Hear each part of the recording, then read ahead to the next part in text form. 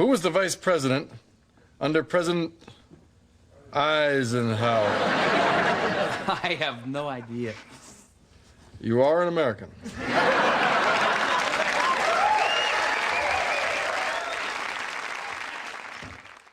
That I welcome this kind of examination because people have got to know whether or not their president is a crook. Well, I'm not a crook. I've earned everything I've got. I am lying. You say you are lying, but if everything you say is a lie, then you are telling the truth. But you cannot tell the truth because everything you say is a lie. But you lie, you tell the truth, but you cannot, for you lie. Illogical. Mr. President, I don't know what to believe. I'm waiting for your answer, sir. This president is not above the law. While you may think you have struck our soul, you haven't touched it.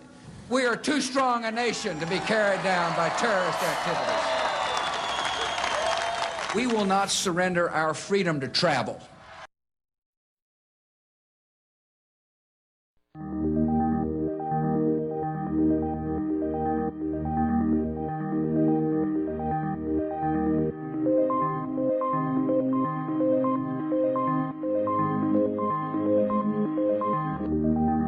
They'll probably find a cure for that in the future.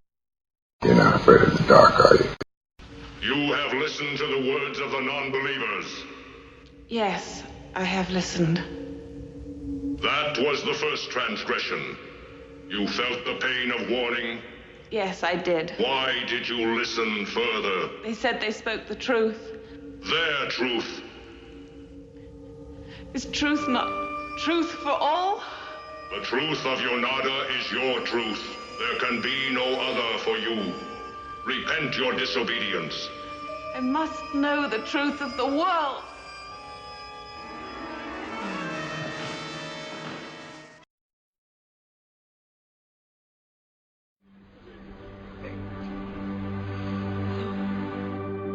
When I heard the 911 call, I thought, here's somebody who's not just courage and not just cool under pressure, but also had enough heart that somehow she could convince somebody that was really troubled that she cared about them.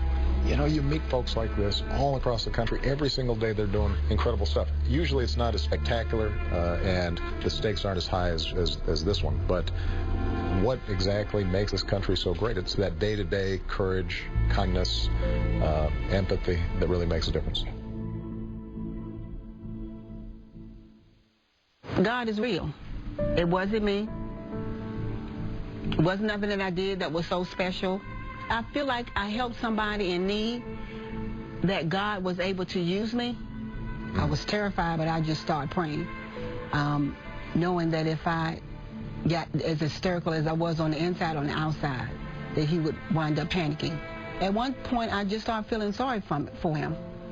You know, he should have went to the hospital, and, you know, he hadn't taken his medicine in a while. So I knew that I wasn't actually speaking to someone that was in the right state of mind. And I knew that I could help somebody. God sent people, my pastor and people and friends and families in my path to help me through. And I knew at that point in time that he needed me, and I was the only person there. Will you just say to me one more time, baby, everything's going to be okay? Baby, everything's going to be okay. Thank you so much. You are so welcome. You are so welcome. Our hearts go out to our friends around the world. Far too many people die for no good reason. There are those who will say that this would never have happened if we would just mind our own business. Nothing could be farther from the truth. Frankly, we live in a dangerous world, and we have few good options. But the worst option is to do nothing. And finally, we owe it to our children and to their children to engage in the world. Bless you all, and bless the United States of America.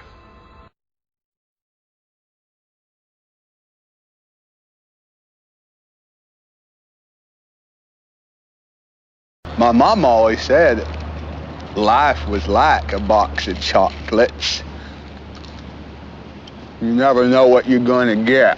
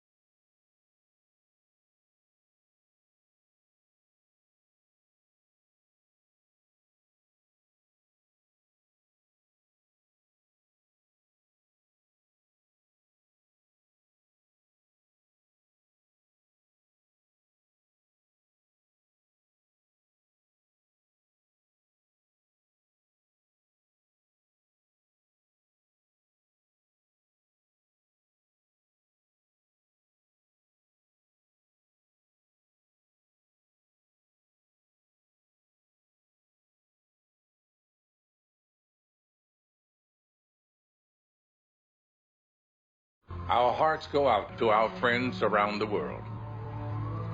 Far too many people die for no good reason. There are those who will say that this would never have happened if we would just mind our own business. Nothing could be farther from the truth. Frankly, we live in a dangerous world, and we have few good options. But the worst option is to do nothing. And finally, we owe it to our children and to their children to engage in the world. Bless you all, and bless the United States of America.